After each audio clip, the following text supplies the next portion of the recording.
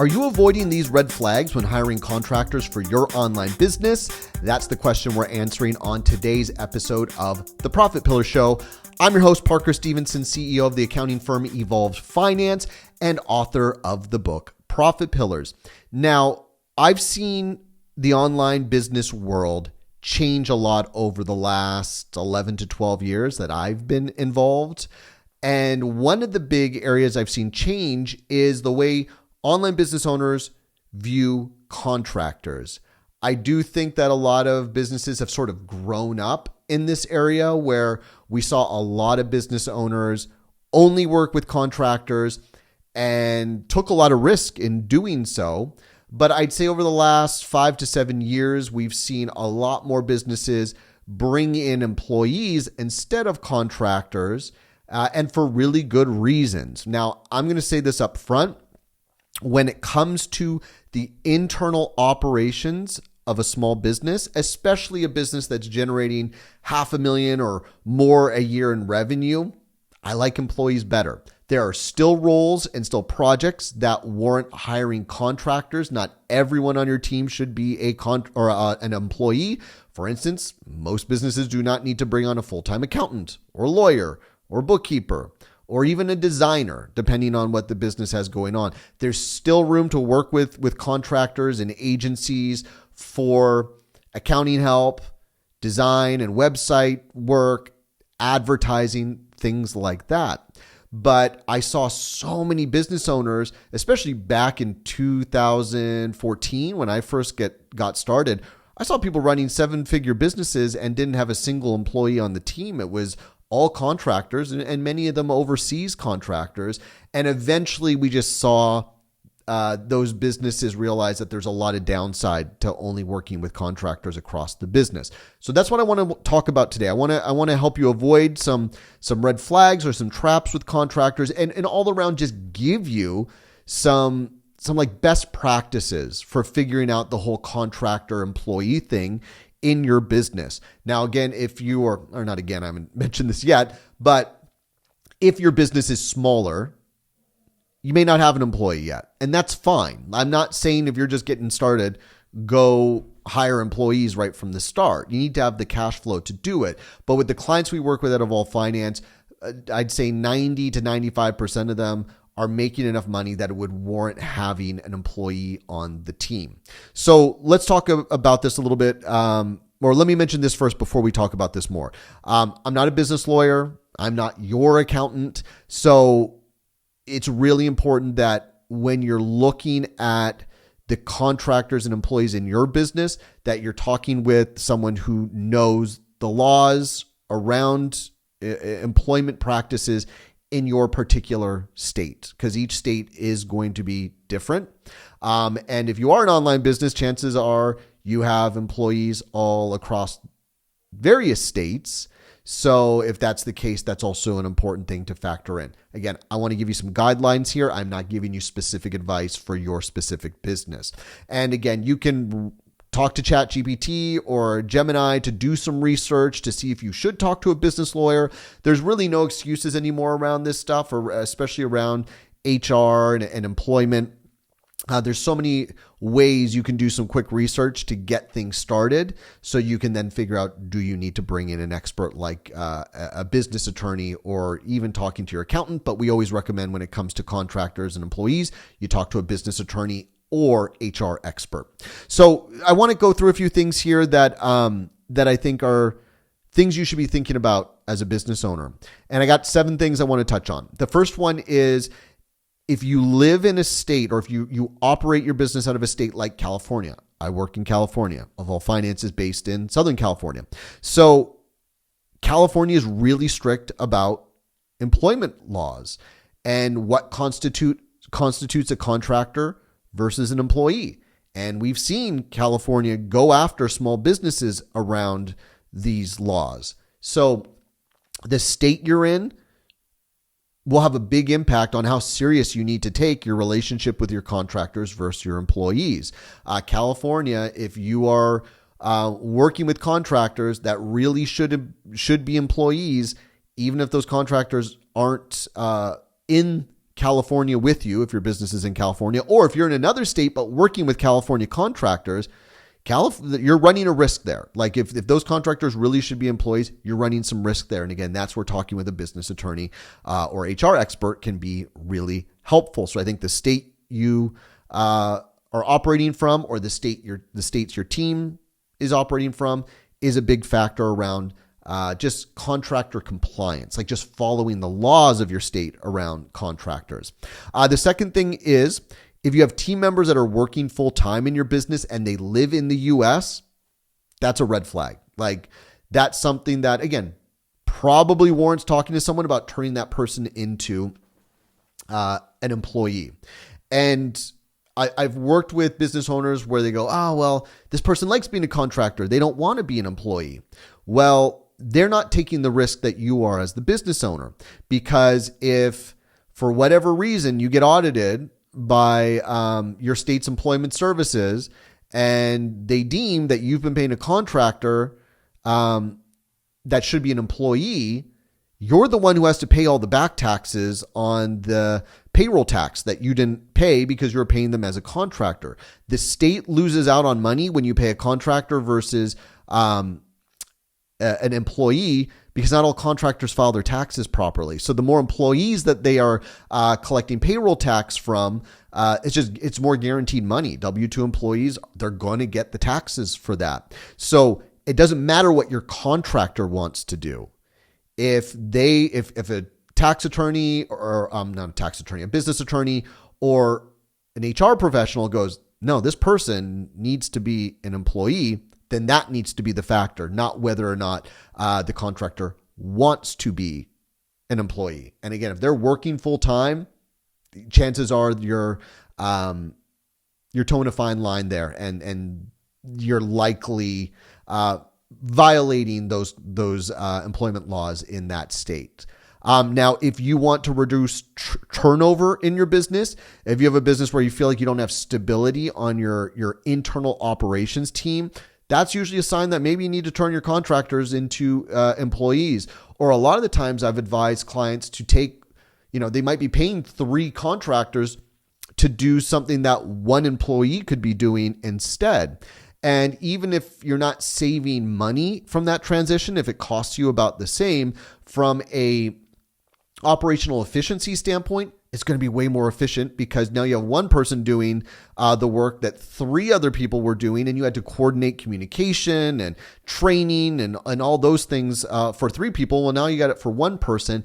And if that person's an employee, they're part of the organizational fabric, right? They're part of your company, and that knowledge can build within your organization with SOPs and training other team members, versus you don't always get that from working with contractors. So if you have contractors leaving, especially because contractors just tend to leave more if they don't want you as a client anymore, or they decide they want to do something else, or whatever it may be, well, maybe it should be an employee. Again, it depends on the type of work the contractor is doing, but that's something I've advised a lot of clients about over the year, is just going like, why are you making this harder than it needs to be? Hire an employee. Now, if you want to provide your team with better benefits to retain or attract talent, then you're not going to really do that with a contractor. You can't really offer health insurance to a contractor. They are their own business. They are responsible for covering their own expenses and their own pay and compensation and all of that. And I will say, finding and acquiring talent isn't always easy. It can get hard. And if you're trying to, especially if you're a 7-figure business and you're trying to really grow your company, you need to acquire better talent. And a lot of the times that means hiring people maybe who have had corporate jobs or have been employees for larger organizations that you want to pull into your firm. And if you don't, or into your company, and if you don't have like a 401k or health benefits or things like that, you might not be able to get the talent you need. They're not going to want to be. A contractor's not going to come in with that level of talent. And frankly, a lot of contractors will charge you more than an employee will, because they're charging you a flat rate or by the hour. So if you want to attract better talent, a lot of the times you're going to need to go for employees and not contractors, and they might need those benefits. Employees are only about 8 to 10% more expensive than contractors. That's something I think is a misconception. A lot of business owners think employees are extraordinarily more expensive than contractors, and it's just not the case. When it comes to the internal operations of your business, having people with your company on their resume doing the vital internal work of running the business is worth the increase in 8 to 10% because you get a lot of the times you get a better hourly rate from an employee than you would from a contractor, even if you're not paying them by the hour. But you get more buy-in. You start to build a real culture. You build a stronger team dynamic when you have an employee. And frankly, I think that's worth the 8 to 10%. I'm just a big believer. If it's internal operations, the day-to-day operations of your business, an employee is going to deliver better results for the cost than contractors are. And again, I'm not saying that there's not great fractional operations people, fractional marketing people that can do great work, but eventually the cost to return ratio there is going to get out of whack, where the bigger your business becomes, the more a contractor is going to charge you to do that work versus an employee. You're going to get more hours out of them. They're going to be more productive. They're going to understand the internal workings of your business better. And again, for maybe 8 to 10% more than if you gave that same salary to a contractor. But again, it's not just about the fact that you have to pay that 8 to 10% more for an employee for tax reasons. I also think that a lot of the times you're saving money there regardless because contractors might pay you more for that work, especially if they're an agency or have flat rates. Again, it just really depends. But if you're paying a contractor $5,000 and then you pay 8 to 10% more, $5,100 for an employee because you got to cover some taxes, I just think you're going to get more of that employee for $5,100. It's worth that extra expense. It's not ever as expensive as a lot of business owners think. It's 8 to 10% more what you would pay the same amount of money to a contractor. Now, if you need team members working in similar time zones, this is where bringing people to the US-based employees can be huge. If we had to run Evolve Finance with overseas contractors, it wouldn't have anything to do with whether or not we think we could find people overseas to do great work. I know that there's some out there, but frankly, the time zone would be a nightmare. Our team is constantly on chat with each other, hopping on Zoom calls, both with each other and clients. It's just impossible to run a professional business when you have the people running the core components of your business overseas. There's exceptions there, but it's just really hard. And bringing employees who are in at least similar time zones, we got 3-hour differences between our West Coast and East Coast team members at Evolve Finance, but that's doable. When you start having people working at night and some people working during the day, across all kinds of different time zones, it just becomes really difficult to be operationally efficient. And then lastly, I think if you want to build an organization with a really good culture, and that's something I can say, or I can talk to from experience. A lot of small businesses don't think culture really matters because it's you're working at a small business, it's dynamic, we're just doing our thing. We don't really have a culture. We're not big enough for that to have an impact. And it 100% does. The more your team feels connected to each other, feels like they're bought in together, the more they enjoy working together and working in your company, just the better work they're going to do. Happy employees means happier clients and happier customers and a more successful business. And that's something at Evolve Finance we have a lot of experience with because I've literally been interviewing accountants for the last month for a position that we have. And the amount of accountants that are coming from other firms where they say the culture was not good. Sure, maybe they were making good money, but eventually it burns them out when the culture sucks, and when they don't like their boss, they don't like their teammates. There's not camaraderie. It doesn't feel like they're working together in a cohesive, productive manner. Like, employees are looking for organizations where they feel like this place has their act together. There's a good culture. It's not toxic. People work well together. That's really crucial. And I think it's hard to build that with contractors. Again, contractors are not meant to act like employees. They're meant to do project-based work. And so if you want to start to build consistency in the work quality in your company, you want to have happier employees that are working together or happy teammates, I should say, that are happy working together, enjoy the work they're doing, are working well together, then you have to think about a culture. And if you want to have a good culture, you have to have employees. It's just really hard to have a whole team of contractors who are working all in different places and aren't really fully vested in the business to build a real strong culture that can attract great talent and get the most out of the team members that are working in the business. So, that's a little bit more of a nebulous one, but one that I've seen time and time again make a huge impact. When you have a group of employees that feel like they're really at a real company and not just getting tasks done for somebody, it makes a big difference in the work quality and the ability for the business to grow. So let me end with this though.